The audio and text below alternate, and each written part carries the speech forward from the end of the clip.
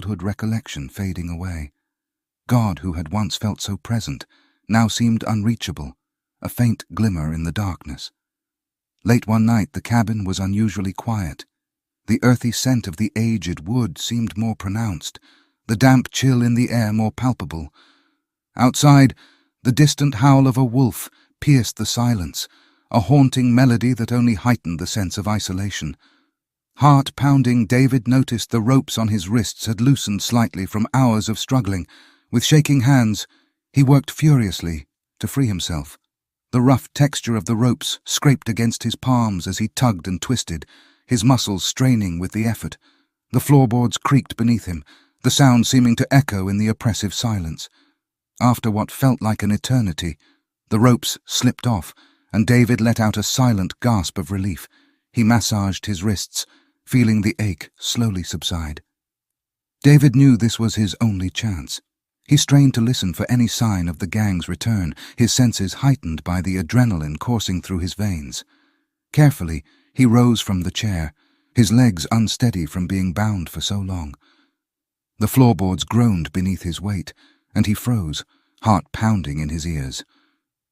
The cabin was silent, save for the faint sound of his own ragged breathing.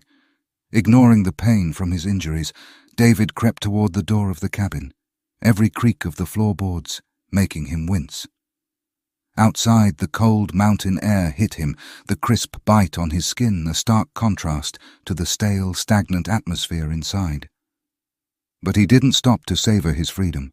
He bolted into the dark wilderness, branches tearing at his clothes as he stumbled through the undergrowth. The rough bark scraped against his skin, and the sharp needles of the pine trees pricked at his arms. Twigs snapped underfoot, the sound echoing through the dense forest.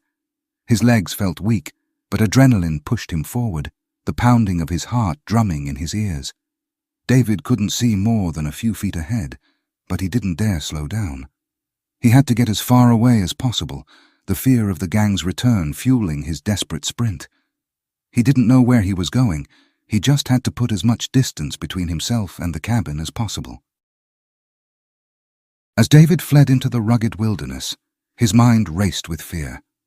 The distant shouts of the gang echoed through the dense forest, a chilling reminder of the danger hot on his heels. Panic surged through his veins, but he forced himself to focus, his survival instinct kicking in. The forest was a labyrinth of towering trees and tangled undergrowth, the uneven terrain making every step